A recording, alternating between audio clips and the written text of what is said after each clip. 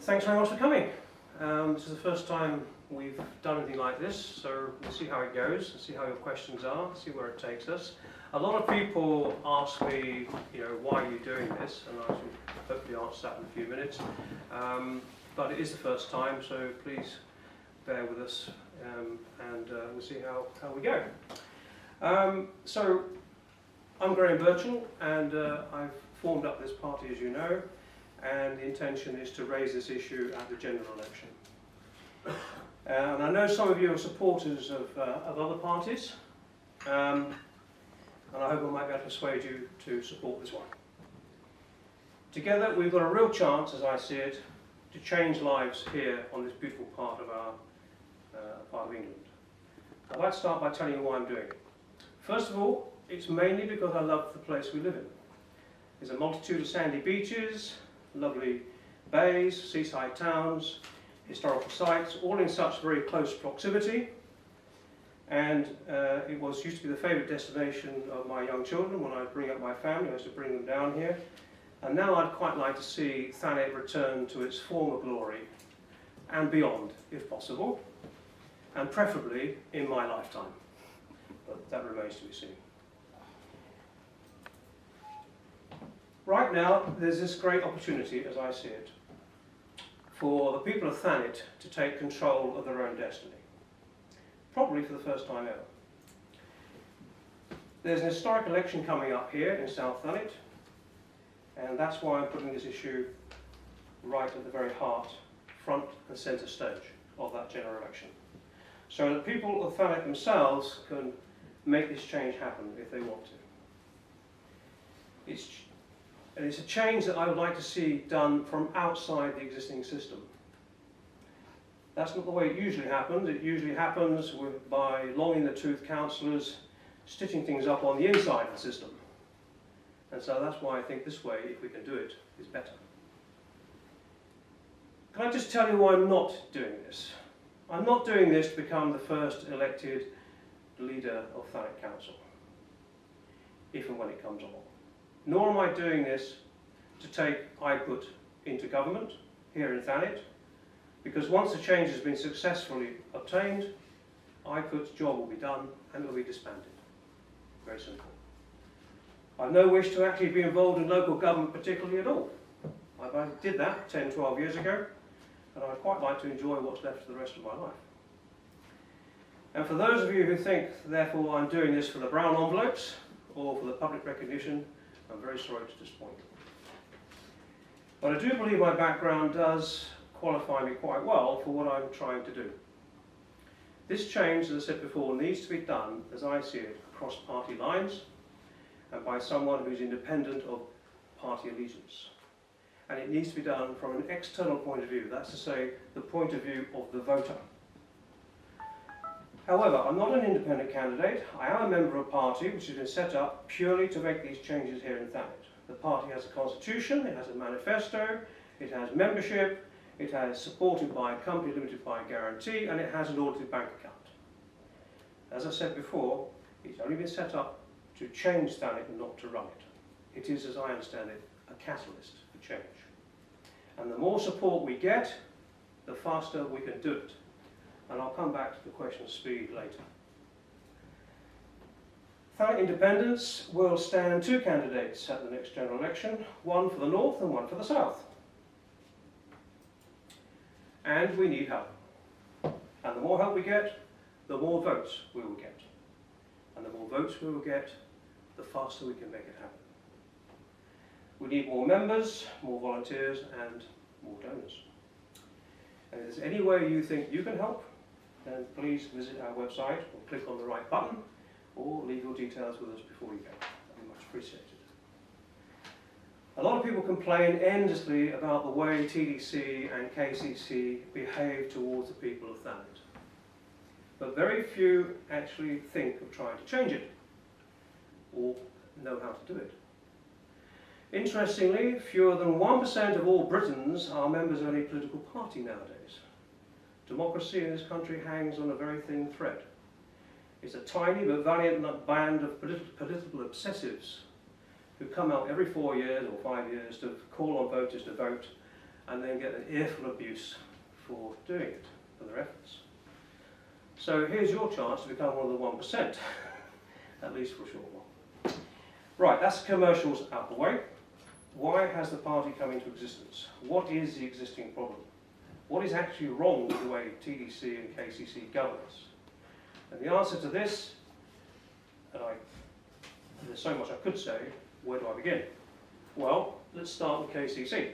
These are the services that KCC deliver, and it has a budget of around about £1.8 billion annual budget.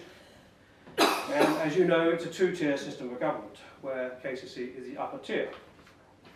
These services represent about 80 to 85% of all the local services. So as you can see, they control most of the really important stuff. And as far as I'm aware, KCC has been controlled by the Conservative Party since time immemorial. There are 84 councillors in Maidstone, of which we have 8 here in Thanet. Which means that our councillors have a very difficult task to carry any vote in favour of Thanet. Especially when the other 76 councillors come from far more wealthy parts of Kent, in most cases, which have little or nothing in common with the people or the environment in Thanet. And to make things worse, the other KCC councillors do not often pass through Thanet or visit us, unlike other parts of Kent that are much nearer to them. As far as most KCC councillors are concerned, we might as well be on a different planet. Literally, planet Thanet. Moreover, KCC spends the best part of the last 30 years presiding over wholesale dumping of all the socially deprived people and antisocial people from elsewhere in Kent and the London boroughs right into our lovely seaside towns like Margate, Cliftonville, Broadstairs and Ramsgate. They say they've tried to stop it, but all the evidence around us tells us they haven't been trying too hard.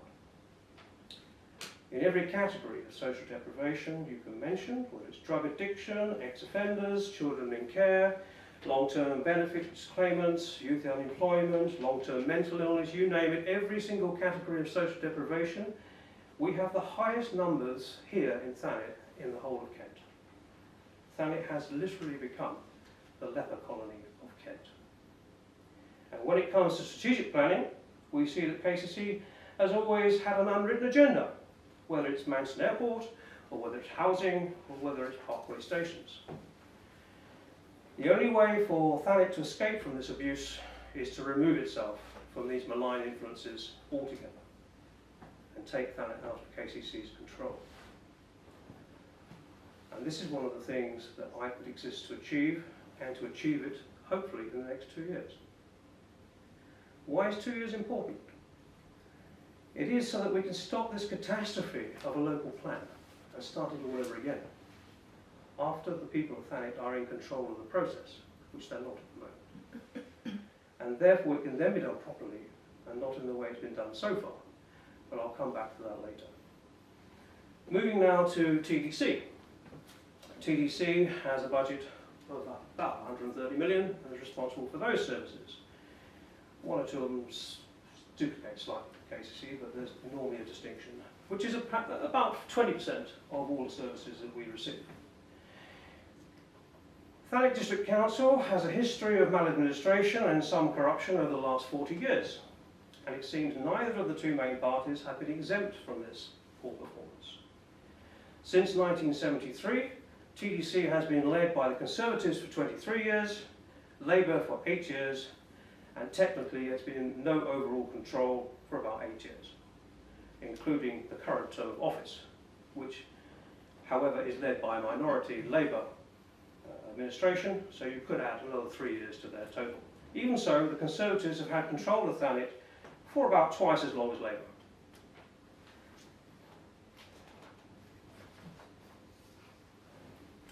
Unlike some people, I don't actually hold corruption as the main problem here. I've no doubt it has existed, it might even still exist in some places, but I feel sure that wherever it does exist, it will normally get rooted out. It nearly always does. It's very rarely successful, and I think it's more a question of incompetence rather than corruption. No, I see the problems of TDC being twofold. One, that They have to cope with all the effects of human dumping, for which KCC is complicit, as I explained earlier. And secondly, they're using a system of government that never has been fit for purpose. Never. And with regard to the first problem, it's no accident that Thanet contains all these high levels of social deprivation. Every community has its less fortunate members of society, and it's the responsibility of community to look after its own. But why should Thanet have to do this and then look after the rest of Kent's problems as well? It's time for the people of Thanet, in my view, to decide who is rehabilitated here and who isn't. We need greater control, we need autonomy. What we need is a unitary authority, as they have in Medway. And I'll come back to the merits of unitary authorities later. But first, I wish to deal with the problem of dysfunctional system of government that we have here in Thanet. And to do that, for better understanding, I need really to just go back a little bit into history. I'll keep it short. Until the Local Government Act in 2002, the system of local government used in England had not really changed since Victorian times. It became known as the committee style of government, and it was first introduced in the 1890s. However, consecutive, Conservative and Labour governments both agreed in the mid-90s that this was a system that had finally outlived its usefulness. It was slow, bureaucratic, amateurish, party politically dominated, it was undemocratic, no scrutiny existed in those days, it lacked leadership and any kind of vision. And perhaps one of the biggest problems that that style of government created was that there was a power or leadership vacuum, which only too quickly was filled normally by the unelected council officers. In Canterbury, where I was there during the transition, the elected council became so weak at one point that the council officers became known as the official opposition, because they nearly always managed to overturn what the elected councillors wanted and impose their own decisions. So the new Act of 2002 offered up three options to replace the old committee system. The last one, the elected mayor and council manager, was only ever adopted by one council at Stoke-on-Trent, who later gave it up, and it was quickly removed from the options altogether. Most of the councils avoided the elected leader and cabinet option and went straight to the unelected leader, option number 2.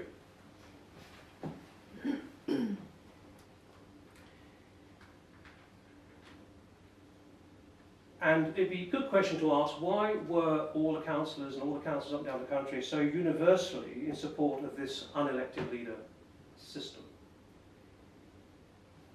Because the committee, I should say, the problem with this is that the party selects the leader, and then the leader becomes controlled by the party that puts them there. And that is the problem, one of the problems we have here. To lock in the bias towards the party political system, the incoming Labour government, bless their cotton socks, in 1997, also stipulated that to adopt the directly elected leader system, people first had to request it by way of a referendum. And then to make it worse, the referendum could only be called if the councillors themselves decided to hold one, like asking the Turkish to vote for Christmas. Needless to say, there was no such referendum here in Thanet, and TDC adopted the now notorious unelected leader and cabinet style of government. And you should perhaps ask yourself why they always feared an elected leader. Was it to protect the public interest, or was it to protect their party political interest? I might suggest to you the second or the former. In my view, a cabinet without an elected leader is a very, very poor substitute for committee-style government, because it puts greater powers into the hands of fewer councillors without any accountability to the electorate through the leader of the council. I'll come back to this later. However, one of the major benefits of the Local Act 2000, the Local Government Act 2002, was it did usher in a system of scrutiny, which I mentioned earlier, to make sure that every policy decision and some statutory decisions could be challenged by those councillors who are not serving on the cabinet, if they so wished. But again, in my view, scrutiny on its own is not a sufficient safeguard of what is in the public interest. when the cabinet itself is still accountable only to the dominant party. Well, I should say when the cabinet itself and the leader is accountable only to the dominant party. However, the practice of scrutiny is a good one, in my view, and it should be kept. But it should be devolved very much, I believe, down to the town councils, as we have here in Ramsgate, town council, or to the area committees like they have in Herne Bay. But the important thing is to devolve that down to community level. That doesn't happen at the moment. Scrutiny is done still at the higher level. So to recap, the inertia inside the existing party political system, the extreme apathy and sometimes ignorance of voters, and the antipathy of councillors toward direct elected system result in a very poor take-up of this system. And here's a summary of the take-up. Since it was introduced in 2002, only 37 of the councils up and down the country have had a referendum for elected leaders. That's 37 out of a possible 310 or something like that. Very, very small percentage. Of which, of those referendums, 13 were for, against were 24. In 2012, the government introduced the idea of metro mayors, which are actually mayors that share more than one district. And referendums were again the method by which you could acquire an elected leader. They had 18 of those, 10 were mandated, 4 were done by petition, and they had a result of 4 for and 12 against. So in both cases, the ratio is approximately 2 to 1 against.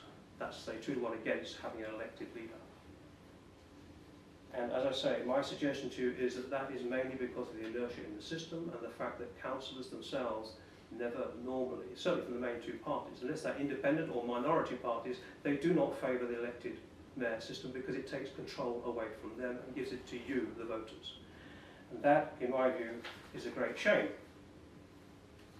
So in the last 8 years, having been given the freedom to return to the committee-style government, only 23 out of the 310 have actually gone back to the committee style of government. And only 4% of all the councils that have returned, I'm looking now at the reversals,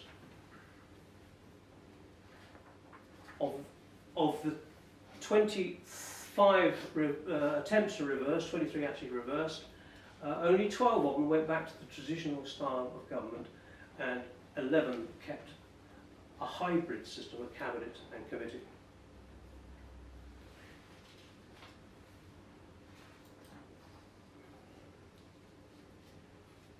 And in most cases, they kept the,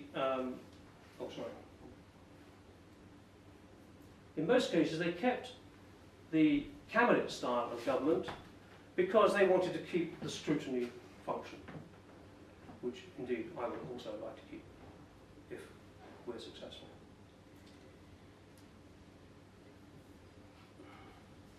However, and they also kept the number of subcommittees to be very small, probably 3, no more than 4. But here, I hope that here in Thanet we could do a lot better than that, as I'll reveal later. But since then, there's also been the 2011 Localism Act.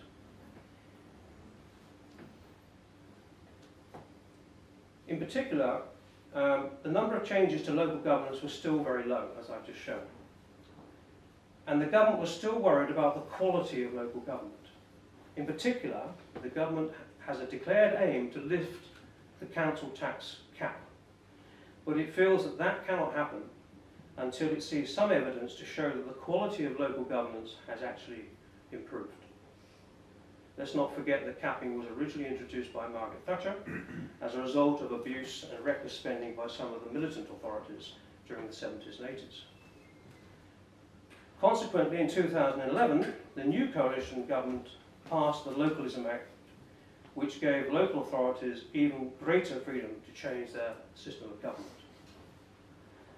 And I'd like to bring your attention now just a few items of that new act, because I think it's very important for us in Thanet. First of all, under the Act, it says that one size does not fit all.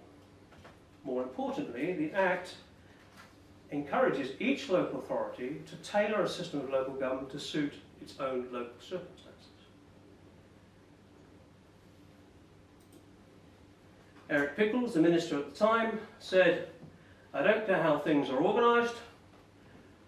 They can have it on the basis of a committee system, a cabinet system, or a mayor system. If they want a choral system with various members of the council singing sea shanties, I don't mind, providing it's accountable, transparent and open. That's all I need to know." And it's time we took him at his word.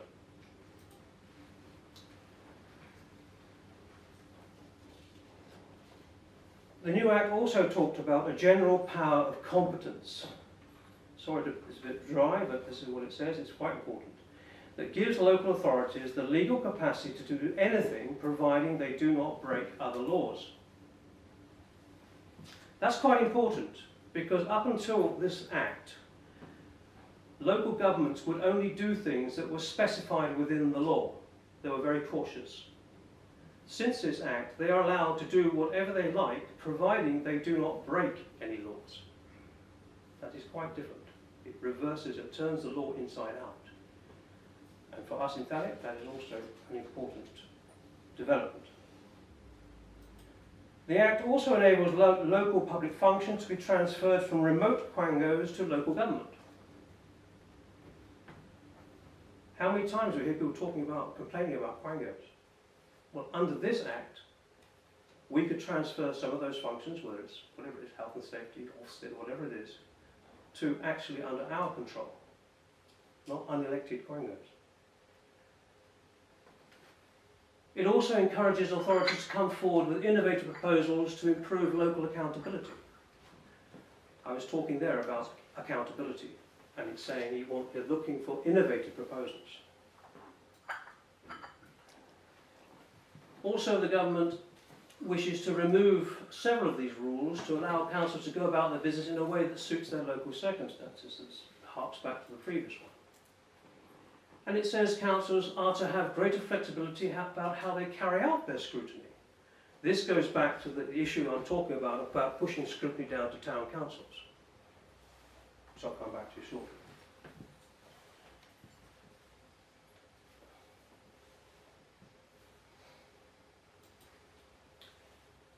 And it says it will give councils greater freedoms in how they organise and run their area committees, i.e. town councils, same thing, thereby bringing decision making closer to those it affects, which is the overriding principle.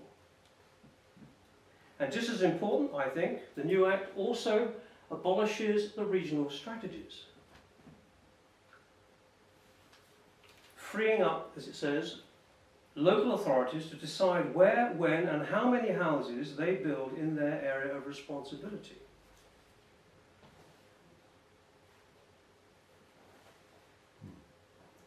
It also enables them to draw up neighbourhood plans, and provided these neighbourhood plans abide by the National Planning Policy Framework Guidelines and the strategic vision for the wider area, which in the case if we get a unitary authority, we are the